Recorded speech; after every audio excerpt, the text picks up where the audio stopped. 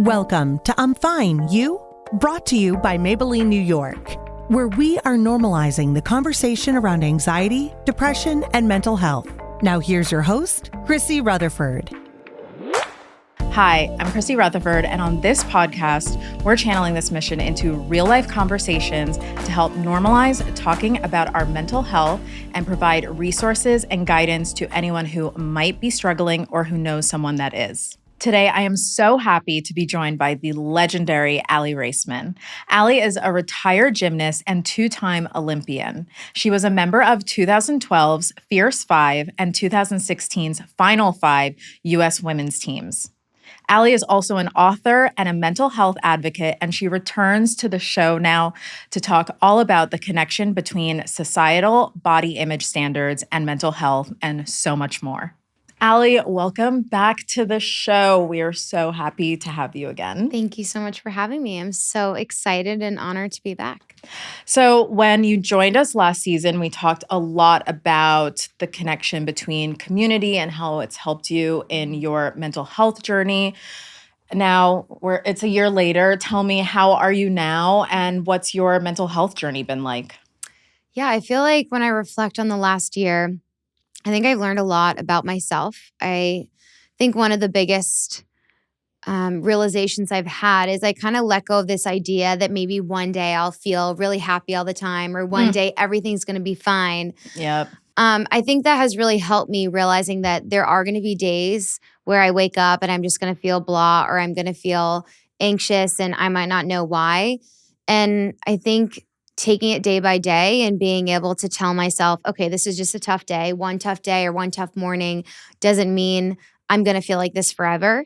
And so I feel like I've had a lot of different therapy over the last year that's really helped me kind of just learn, still learning, not there yet, but just learning to be okay with feeling off, or learning to be okay not being in control or not having all the answers that I want. Yep. And I think being on that journey, although it's really challenging, it's been also really helpful. So I think what's been very impactful for me is realizing I don't have a destination. It's kind of just taking it day by day and being okay that some days I'm just going to feel more maybe irritated or more stressed than other days. And that's just normal and part of life. Maybe it's the perfectionist in me before, where I just wanted to figure every single thing out or not want to feel stressed. But yeah, just becoming okay with that and normalizing that, I think, in my own mind. Yeah. Sounds like you're practicing self-compassion. Trying to. Yeah. I think it's a huge part.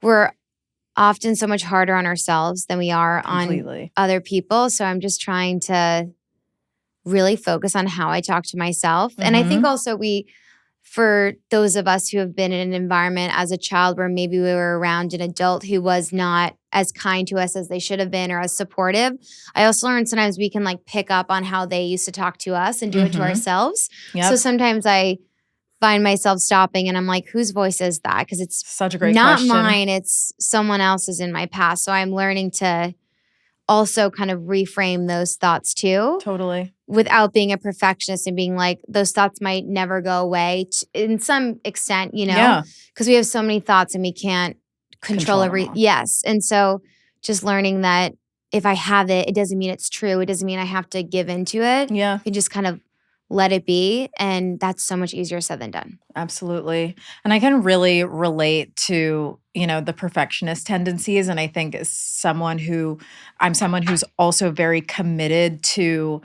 mental health and working on myself. And I feel that I can relate to that frustration of okay, well, I've been in therapy for this many years.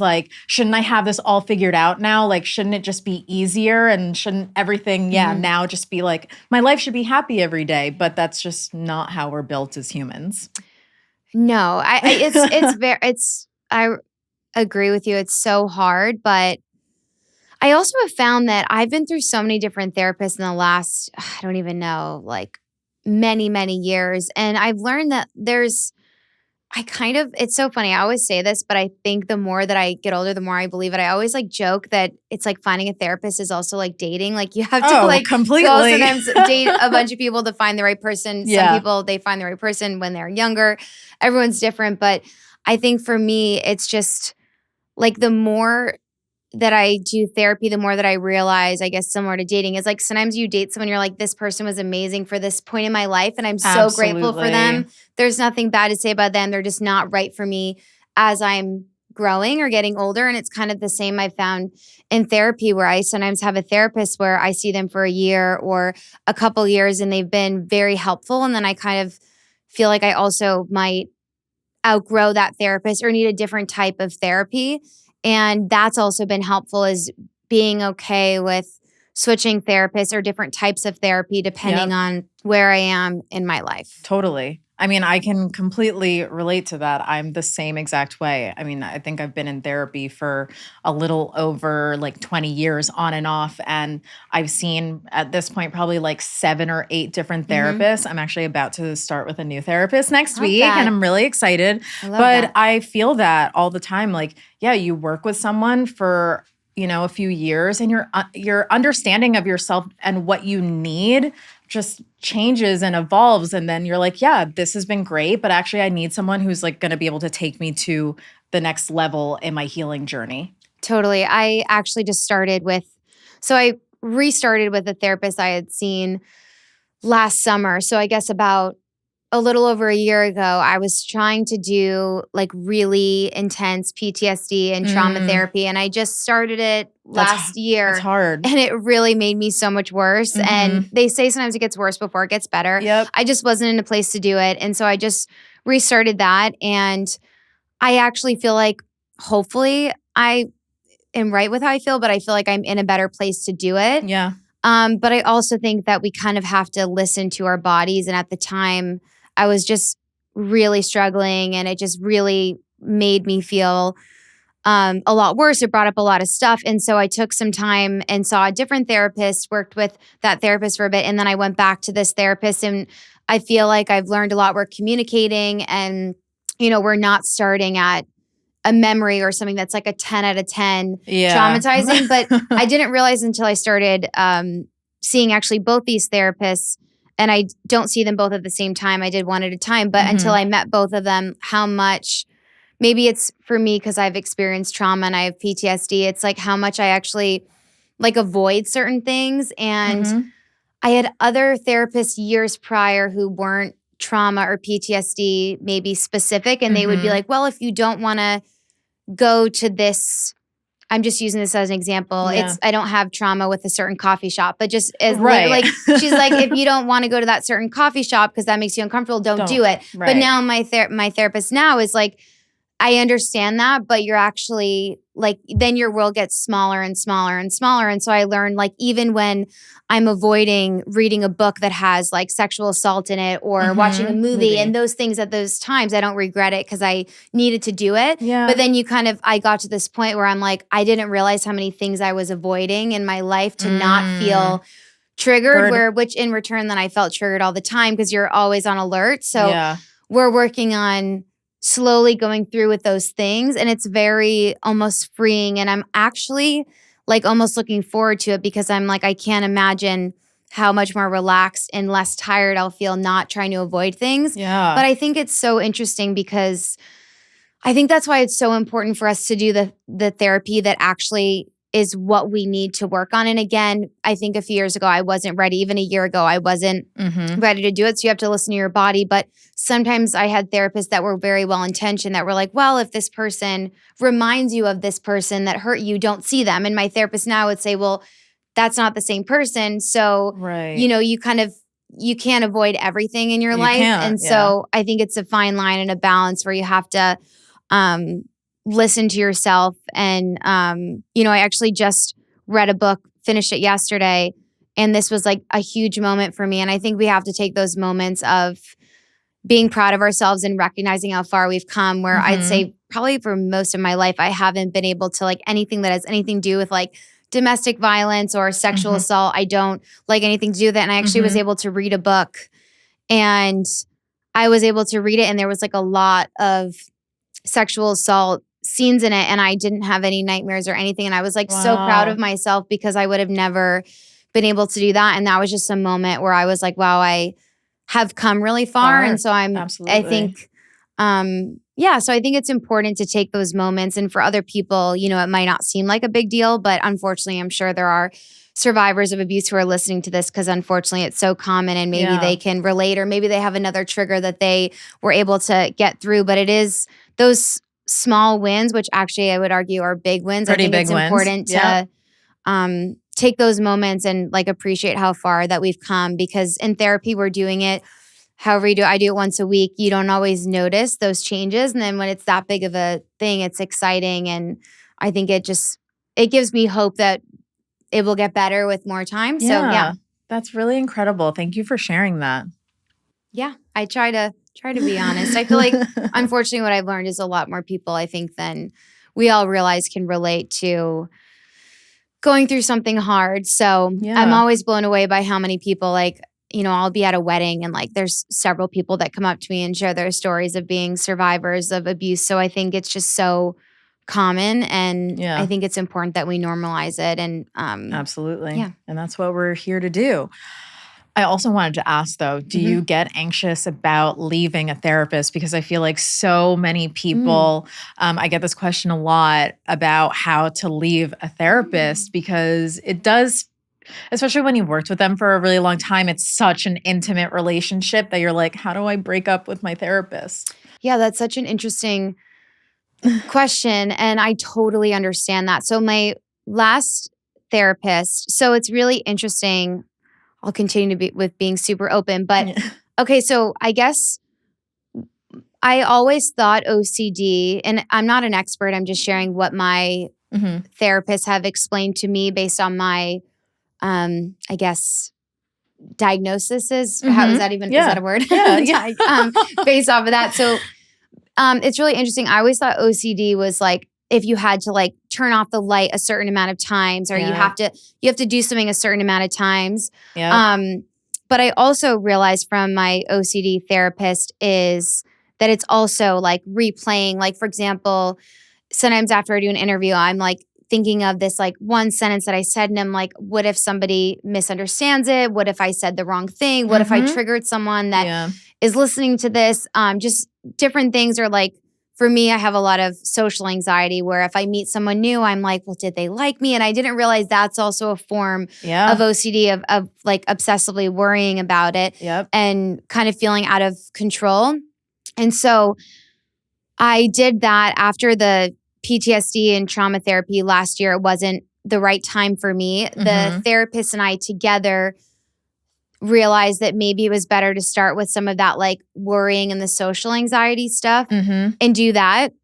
Then I did that. And then my therapist and I together realized that a lot of the stuff coming up was more PTSD, not as much OCD. Right. And we also felt like if I helped with the PTSD underlying, then the OCD would get better. Yeah. So both of those times it was like a mutual decision. And I also feel like it's so hard, and I know it's easier said than done, but at the end of the day, the therapist should 100% want what's best for the patient or, you know, I don't know the right word to, however to say, you know, the client, however they think about it. Patient or and client. I think, you know, I've had one experience where one wasn't okay with it, but I found her to be, now that I know more and have better boundaries from doing more therapy, incredibly inappropriate and unprofessional, and had a really hard time with like letting me go, which now I realize is not appropriate. Yeah. And it's interesting because the therapists that have been so supportive, like this one that is helping me with PTSD treatment,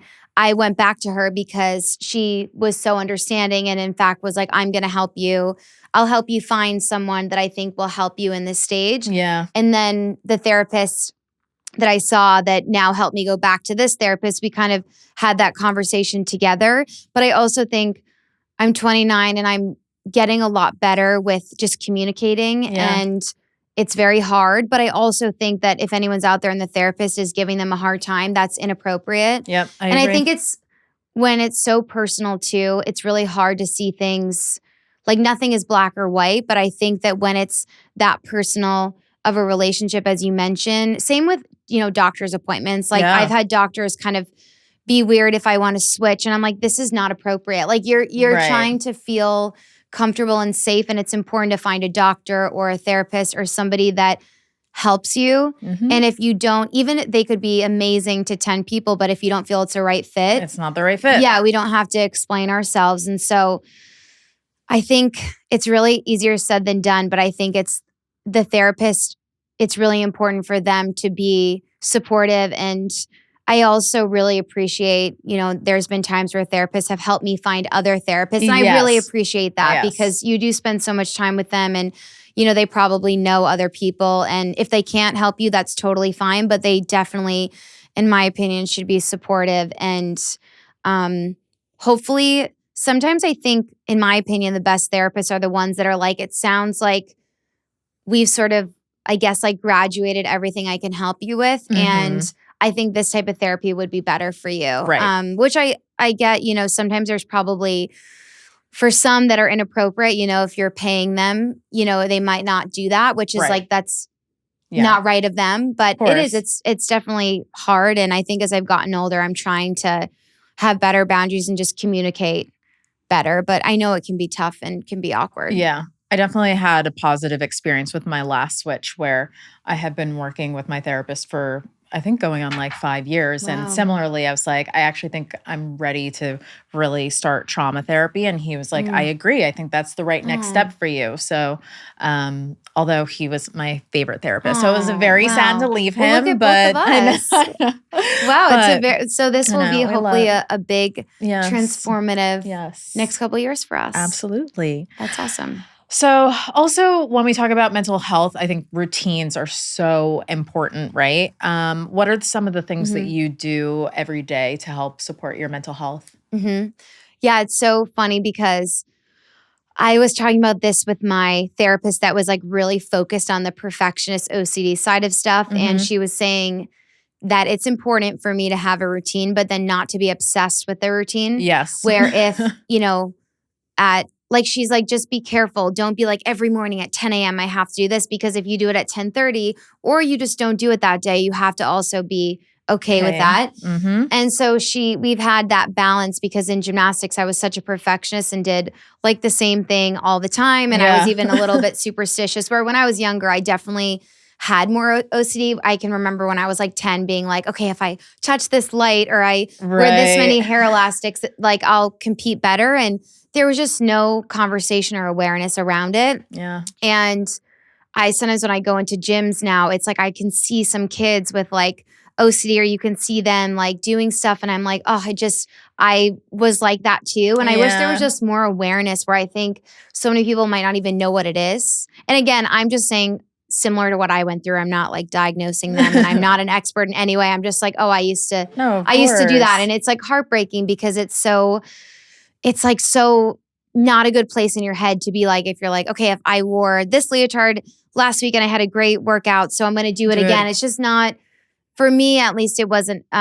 healthy. So I think it's like the balance for me of having a routine, doing things to feel good, but then also allowing myself to be flexible and being like, what can I do in this moment to just help me feel better? And I think I've done a much better job of that lately, where I'm trying to rely less on other people to make me feel better and more, relying on myself, which has been the biggest thing. Like if I was a couple of years ago, if I was upset about something, I'd call like 3 people. And if no one answered, I was like, I don't know what to do with myself. I'm freaking out. Where now I feel like I have better tools where I can just sort of like, I'll put on like a guided meditation on my phone. I'll stretch a little bit. I'll maybe, if I'm home, take Milo, my dog, to the dog park. There's certain things that I try to do to just relax. And even just sometimes just like taking in a deep breath and then a very, very long exhale for me.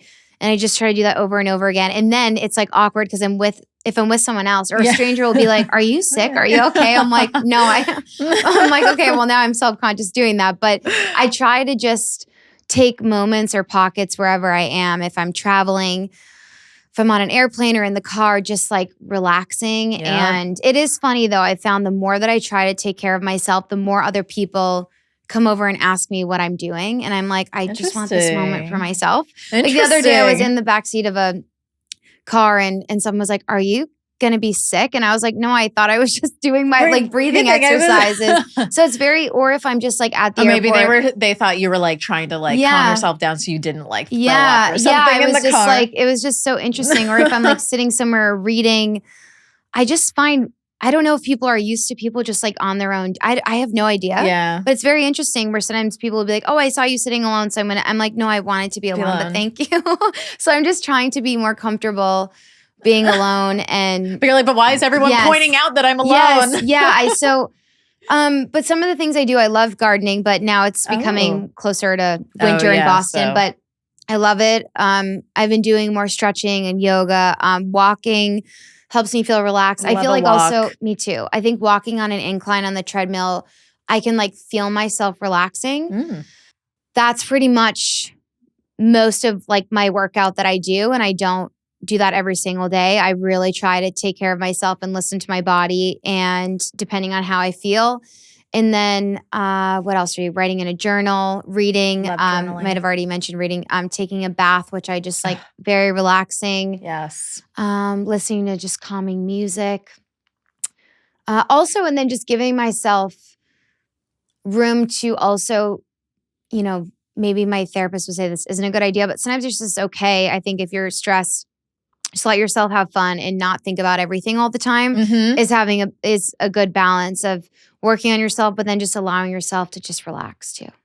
Yes. I wish I had the answers, but I'm still figuring it out. I mean, I think it goes back to the perfectionist tendencies, right? I find that too, which is also why I really like taking a break from therapy. Like I was on a 14-month break. So it's like, it's just really nice to actually let myself live and just be and know that like I have the answers inside myself and like I know how to manage my emotions and feelings. And I think it helps kind of like to restore trust in myself that like I've got this. I love that. That's something I've really worked on and struggled with over the years is trusting my gut. And I think also with cell phones and social media, it's so hard to, at least for me, I shouldn't generalize, but I think sometimes it's so hard for me to be like, what feels right for me? Because there's so many different opinions and so many people.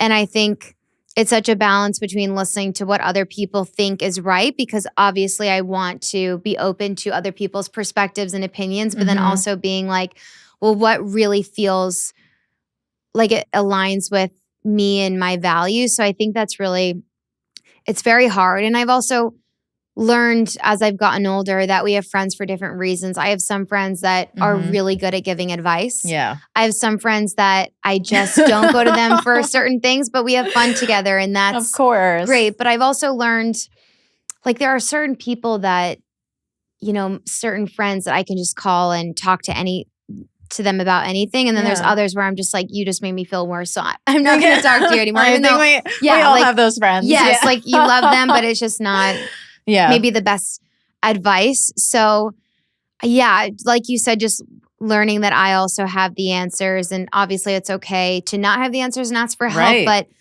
I think a lot of times what I've learned is sometimes I know the answer. I just don't want to actually, listen to it. Of course. Because it's hard. Of course.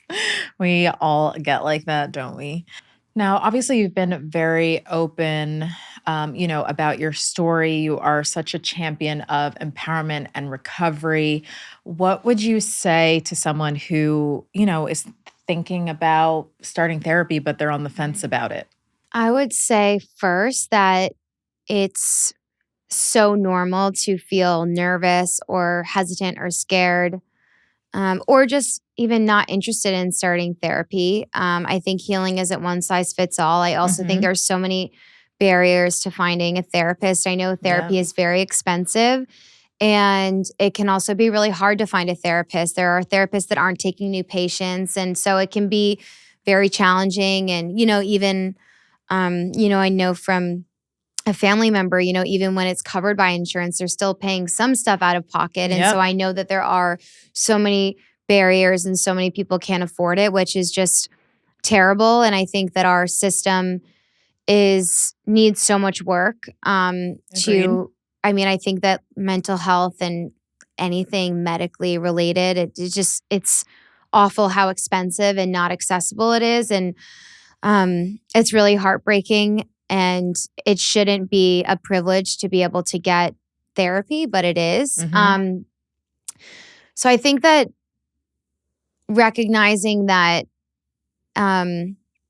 it's really scary and hard, as we talked about in the beginning, to find a new therapist. And sometimes, unfortunately, when you meet a therapist, it might not be a good fit. I've started working with a new therapist before, where it was our first session, and they started going into graphic detail about another person's sexual assault. And I'm like, and that was not at a point, and I'm still not at a point. I was like that. I was so triggered, but I was like, this is so odd and just so not. And I don't know, if they were trying to see like how I would handle that, but that was just not, it just not was the not a approach you good, needed. It was not a good fit. And so I think there are certain times where you work with someone and you're like, wow, this was just so not a good fit. And you have to listen to that, as we talked about, trusting yourself and your gut to know that if it doesn't feel like a right fit, you don't have to explain yourself. Even if you have someone else who sees the therapist and they say they're amazing, if you don't like them, even if you don't know why, that's okay. And I think you just have to find someone who understands you and will go at a pace that feels right for you. Because I think now that I'm older, I'm really, especially going into PTSD and the trauma treatment, I've been very clear that, for me, when I'm really stressed, I can get really sick, and, I get like a lot of physical symptoms. And so it's not something where I'm like, I just don't feel well for the afternoon. I mean, it can affect me for like weeks or, even months of like being re-triggered and traumatized, and then I just don't feel well. Right. So I've been very clear that I want to push myself, but we have to do it at a pace that's like, it needs to make sense. Because if we push myself too much, I don't want to like give up and not do it. Right. So I think that you have to find someone who respects what you're saying and is listening to you and wants to, of course, push you and challenge you, but also will understand if you are like, I'm really struggling, we need to take a step back. And then also, I think sometimes what's hard is, it's just that if you do therapy once a week, but they're not giving you tools on those other 6 days and 23 hours, it's like sometimes that is really hard too, where I found in the past therapists that I saw, I was just talking to them the whole time. And now I'm like, I want like worksheets. I want you to give me homework. I want homework. And some people might not want that, but I do because I feel better. And I want tools. I want certain things that will help me so that during the other days when I'm struggling, I can feel better. But someone might just want someone to talk to. So it's like, you have to find the right therapist for you. Yeah. And, for example, if you're struggling with PTSD or trauma, seeing someone who doesn't specialize in trauma might be good for you, or they might not be able to help you in the way that you need. Yep. And so, for example, also with the OCD stuff, if you're seeing someone who doesn't specialize in that, they might actually give you something that might make your OCD worse, not meaning to. Yeah. Like when I talked about the therapist before being like, oh yeah, just if you don't like that, you should just avoid it. Right. And now the two therapists are like, that's fine that you did that at the time. But now we have to like undo all of that. And don't let your world get smaller. So you have to meet yourself where you're at, but I would recommend finding a therapist who specializes in what you need. And I did not know that until like last year. And I wish that there was more emphasis on that, because it's not a one size fits all approach. Right. And so many therapists have just different specialties. Yes. Yeah. And I just didn't really, I guess, understand that or realize that. And so, and I think it's like at the time I probably needed to maybe actually I would rather ask someone who's a specialist of like, at the time years ago, was it better that I avoided certain stuff, or should I have slowly started to not? I don't know. I definitely wasn't in that same place that I'm in now. I think I have a little bit more of like tools or more confidence in myself that being stressed out doesn't scare me as much, because I'm like, okay, I can do like 5 minutes of even stretching and just calm myself down, or where I just feel like before I didn't know how to get myself out of feeling stressed. Yeah. It takes time. Still learning though. Listen, baby steps. You just got to take it a day at a time. Now, as a gymnast who has competed at the highest level, you're very familiar with our societal body standards, and the impact they can have on your mental health. Can you talk a bit about how that impacted your own mental health? Mhm.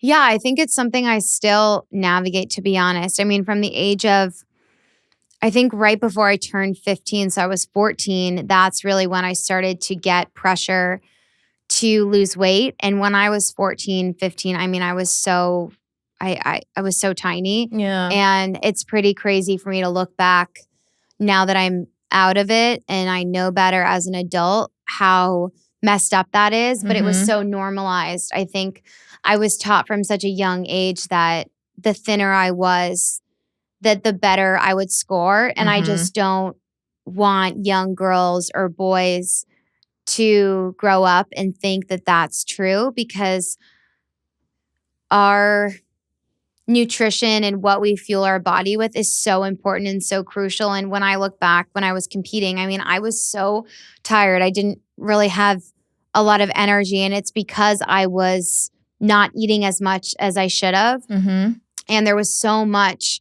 pressure on us. And I can remember if I didn't do well at a competition, I remember my instant thought was it was because I wasn't thin enough. And that's because that's what the coaches and the gymnastics world made us believe. So it was just ingrained in me from such a young age that if you make a mistake at a competition, they made me believe it was because I ate a piece of bread the night before, or I ate something that I shouldn't have, or I drank too much water. It was just so Oh my God, unhealthy. Too much water. Yeah, it was very, very unhealthy. And, for anyone who's listening to this, I don't want anyone to misunderstand what I'm saying. And all of that is wrong. And I don't believe any of that. And I wish I had eaten more when I was competing so that I had more energy, because having enough food and enough nutrition in our bodies is just so crucial, whether you're an athlete or not. I mean, I really am very careful. Even before this interview, I made sure that I ate, because even talking, we need energy and we need to make sure that we're taking care of ourselves. So that is something that's totally affected me. I think when I was younger, we were in a leotard. So it was like every single part of us I felt could be picked apart. And if I was always told I didn't have the right body for gymnastics. And so I think unlearning that, and it's been actually helpful where I try to, like I try not to like look at myself in the mirror and like stare at myself. But if I do, it's like I have to pick out things that I like about myself, or just be like, look at myself and be like, I think the body neutrality is so interesting, and I'm very like fascinated by that. I think that's really cool.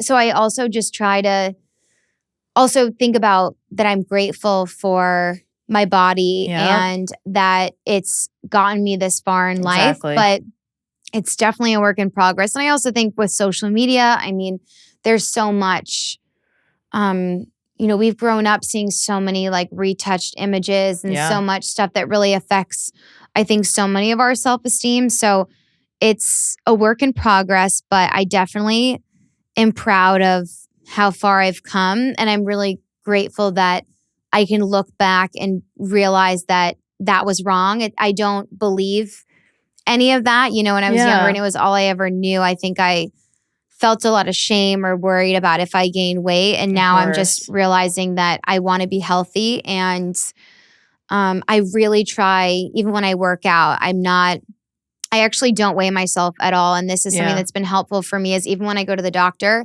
and they ask to weigh me, I just say, please don't tell me what I weigh. And that's just been helpful. And maybe my therapist will say that I'm avoiding it, and that will be something. I'm sure I'll be doing this therapy for a long time, but it's like, you can't fix everything today. But right now, I just say I don't want to know.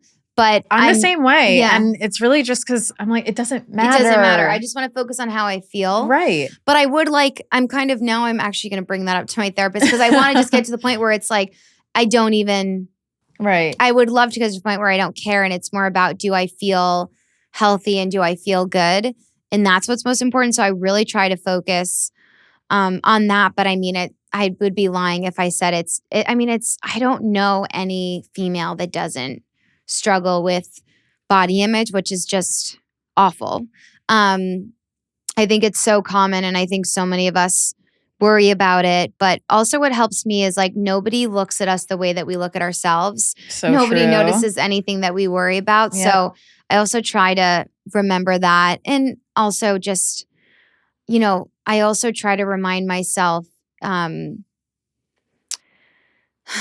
just like, at least for me, and it's such a fine line because I think there's so much going on in the world too, that I think that also helps me if I find myself, I'm like, if I'm worrying about something about my body or like a pimple or something, I'm like, I am grateful that this is my stress right now when there's so much going on in the world. And I also want to be careful because I don't want people who have body dysmorphia or eating disorders is so real. And I'm not making light of that at all. I don't want anyone to misunderstand what I'm saying. And that, I mean, eating disorders is so severe and such a serious, it is so serious. And I grew up actually with someone, unfortunately, who almost died from eating disorders. So I've seen firsthand just how dangerous it is. So I'm not making light of it at all. I'm saying that, if I am worrying about like a pimple, because I've seen airbrush things in my life, I try to be like, okay, I'm so lucky that this is my stress right now, when there's people who are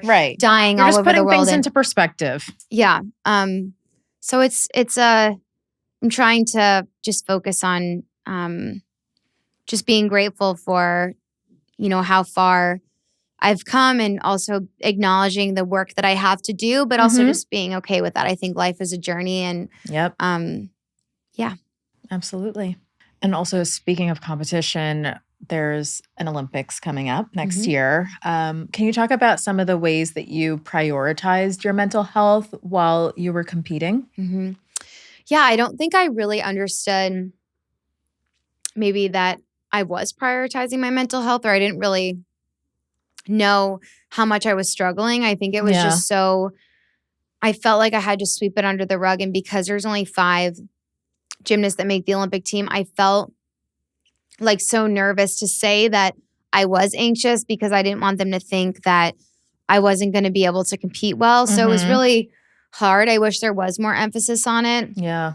And I'm glad it's becoming more normalized. We still have so much more to go. But I think that, when I was younger, I actually, and I'm not just saying this because it's the Maybelline podcast, but I actually feel like when I would get ready for meets, the 2 most like relaxing things were my skincare routine before bed and putting my makeup on before my competitions. Like that was a ritual I remember my teammates and I did together, where we just would really like relax and take our time together doing our makeup. And I remember it was so calming. And it's funny, my sister, Chloe, loves makeup so much, and she's 23, but I've watched as she's grown up, and like, even if she's not leaving the house, if she's anxious, she'll actually sit in her room and do her makeup. And she takes her time, and it's like meditative. I was about to say, it's kind of meditative for people. Yeah. And I just love how people can express themselves however they want, and it can be super relaxing whether or not you're leaving the house. It's really,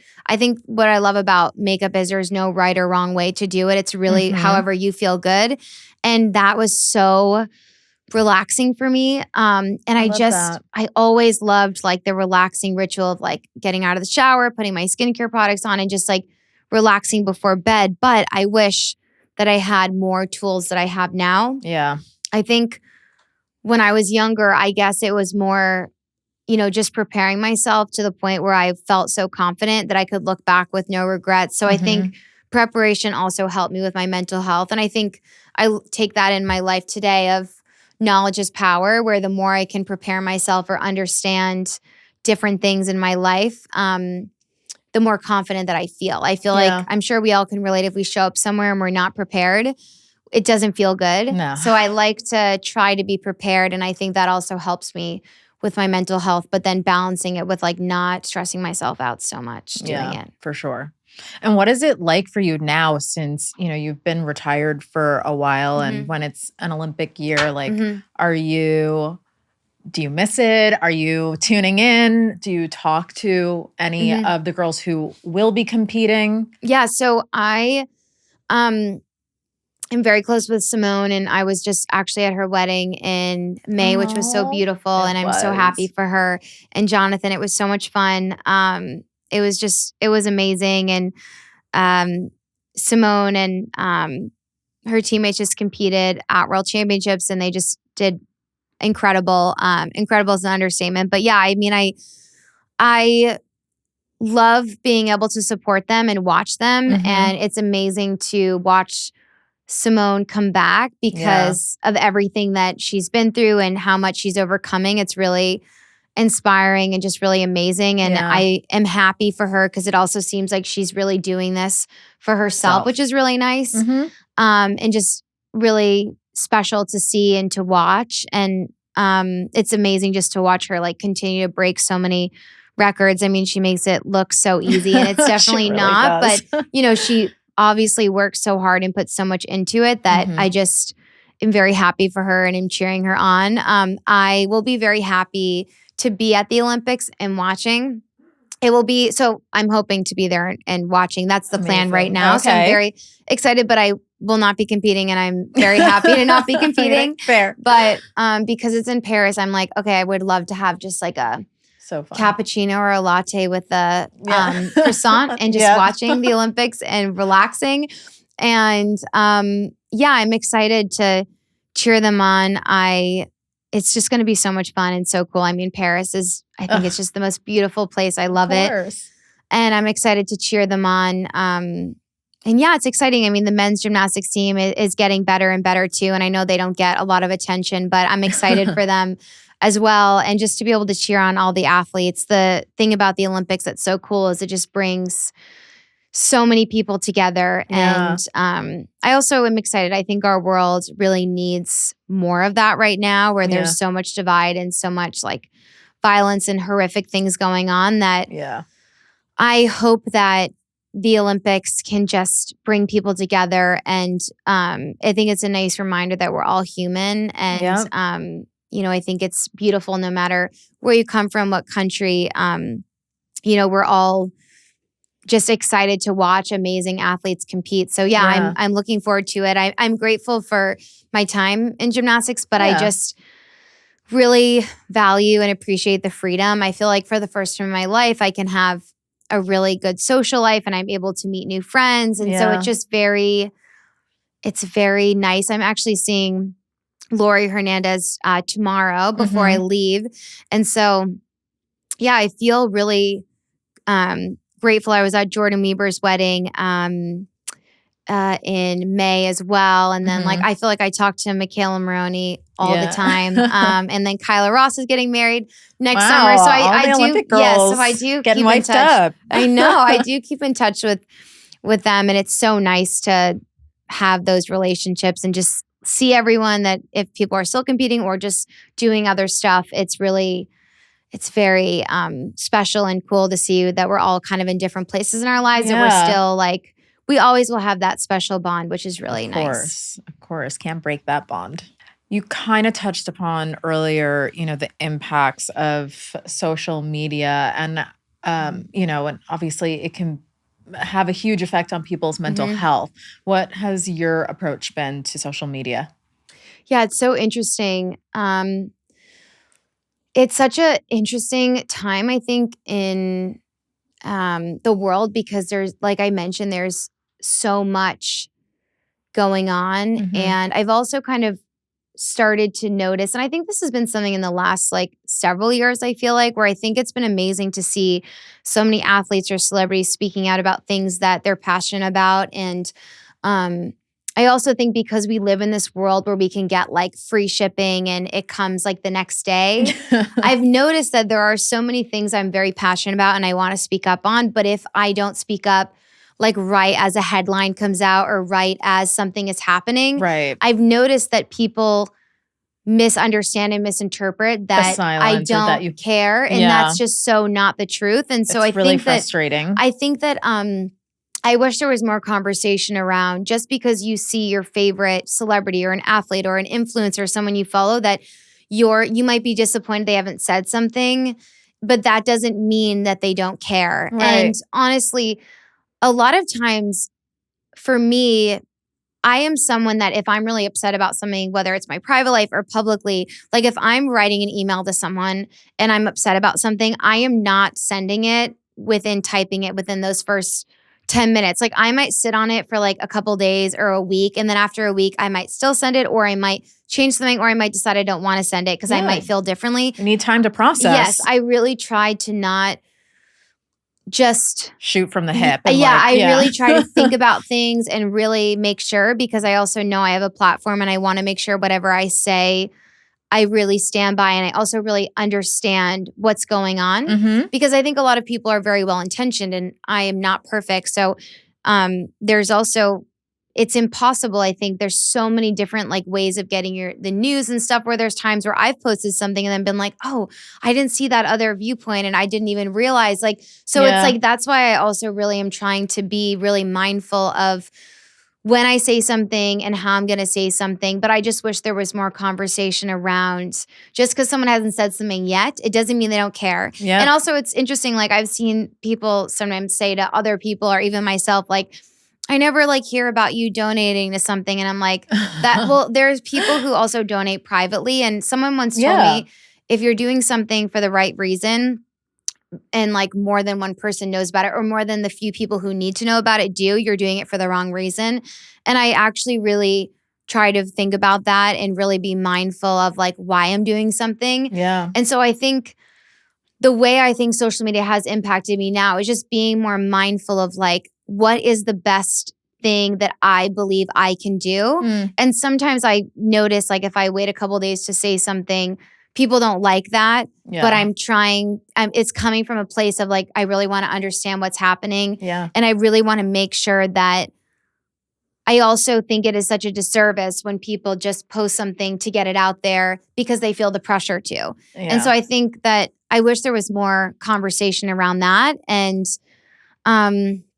so I think that I'm just trying to balance. I definitely don't post as much as I used to, just because it feels, I think also it's like there's so much going on in the world that I can't post like a photo of like my outfit. You know, like I don't care. No one cares. It's not important.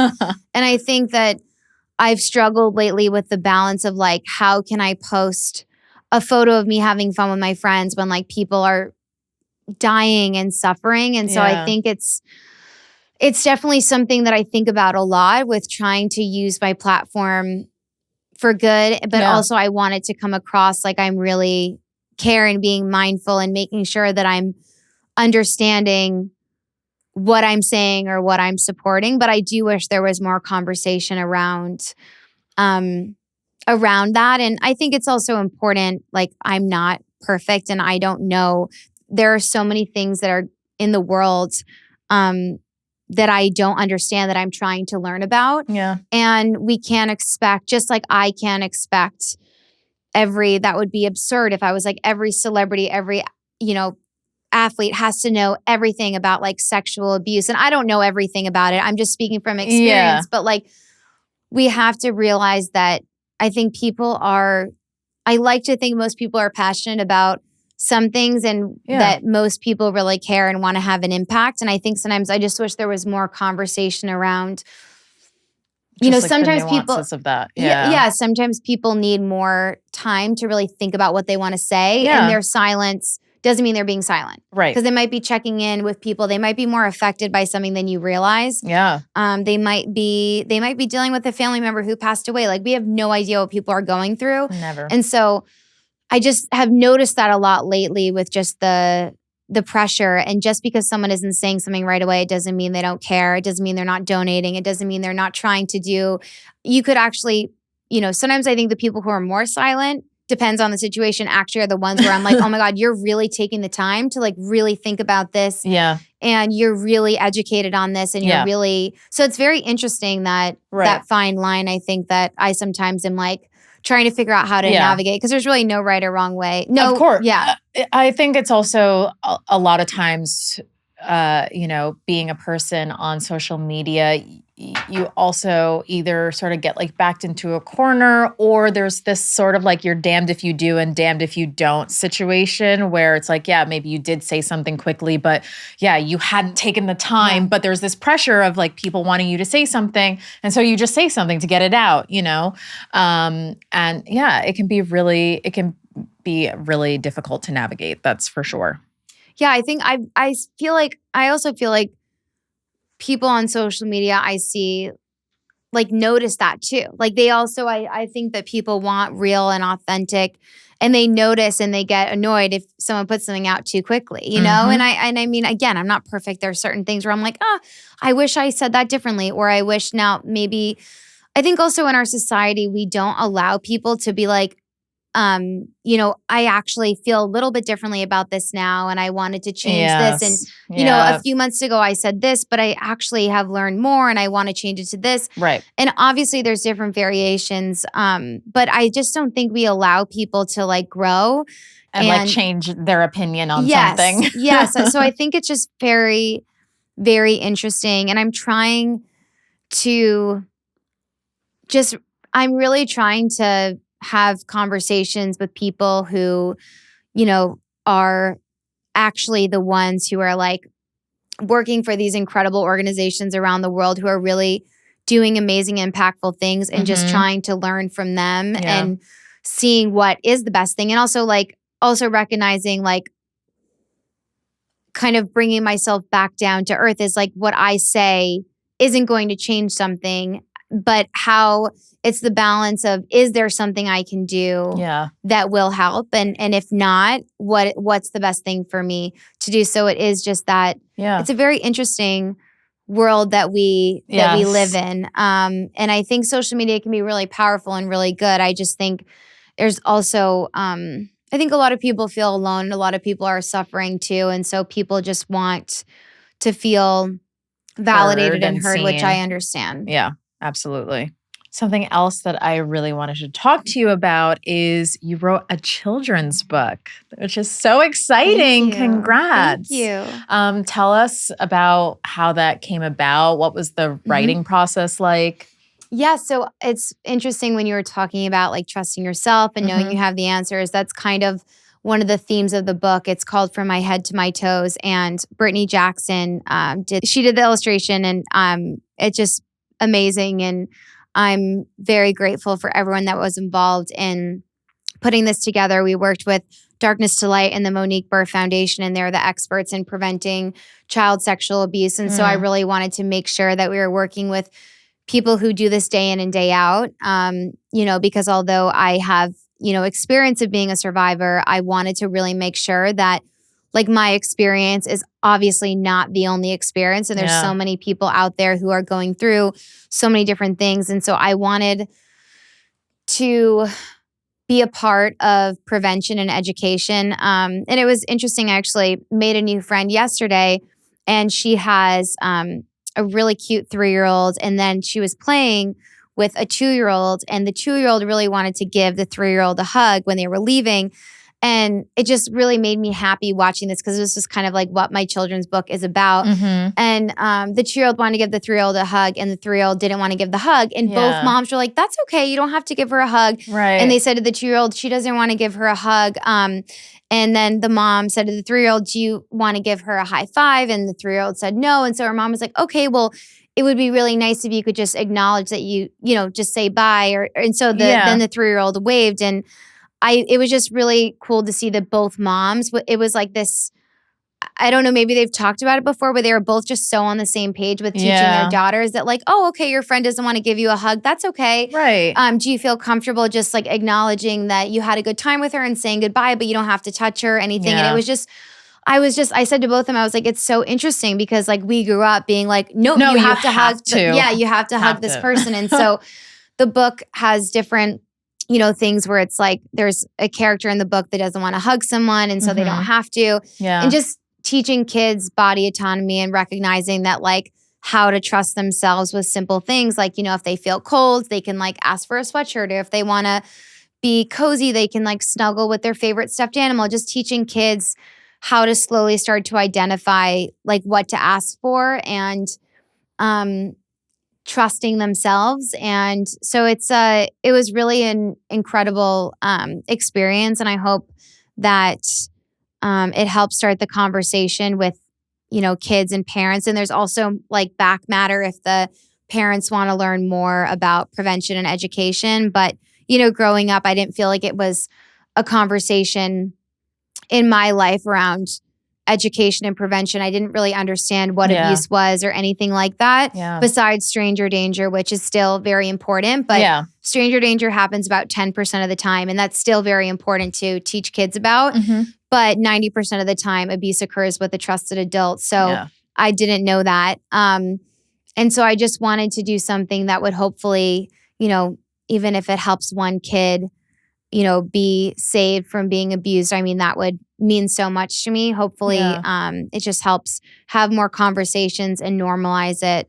Because I think that the more we normalize it, the more people that can be protected and be saved from being abused. But I think that, hopefully also it can be, for so many people, unfortunately, there's so many survivors of abuse out there. So hopefully if a survivor is picking up the book and reading it to a child, it's also kind of helping them feel more in control of their own experience because it's like hopefully they're helping change it for the child they're reading it for. And, I'm not saying my book is like, going to prevent anything, but the hope is that it just helps educate and equip kids with tools that, if something unfortunately does happen, they're able to feel comfortable trusting that something isn't right and talking about it. Yeah. I mean, it sounds like a very important and much needed book. Allie, it's been so great catching up with you and having you here today. I'm so thankful for your honesty and your vulnerability. But before I let you go, do you have any parting advice for our audience? Ooh. Yes. I think get real and honest with yourself about what's stressing you out. And as hard as it is, whether it's talking to a therapist or finding a support system. I think that's so important. Start to try not to avoid it. And I know that's so hard and it's so easier said than done. But, whether that is like you're stressed about your finances, whether that's you're stressed about you're struggling with trauma, there's so many different things. But I think going to someone and talking about it, it's so important, even though it's so hard. But I think that we won't regret starting to go on the path towards working on ourselves. And I know that can be really scary and really hard, but I believe truly knowledge is power. Yes. Whether that is, learning more. I say finances because I know that's such a huge stress for so many people. I think most people. And so I think the more that you learn, the more that we're not afraid to ask questions. I think asking questions is really important and can not only help us. I always say asking questions could help keep you safe. If you're nervous that someone's hurting you or you're suspicious about something, asking questions could help keep you safe or someone else safe. But then I also think like whether it's you're in school, asking questions can help you learn more. And I think knowledge is truly power, whether it's protecting ourselves or learning more about how to give us better tools to live the life that we want. So I know that was kind of like scrambled together and there was a lot there, but I think asking questions and getting real with yourself and really starting to begin the journey of working on what feels uncomfortable and scary. And if, like I said, if it's not, your own therapy, like maybe you feel really good, but you're really stressed about like something that has to do with like your home or your sister or a relationship with your family member or your partner. Maybe it's something you're nervous to raise your hand in math class or you're nervous about your finances. I think really taking a look at that and being like, okay, how can I go from zero and go to just taking that first step forward? And how can I have the courage to start that? Because I think the more that we can like dig into what's stressing us out, we can be, it's freeing, and then we'll be more confident. Then that kind of transfers into other things where you feel more confident in other areas of your life. So hopefully that made sense. I know that was a lot, but hopefully that makes sense. Taking a moment to self-examine. Yeah.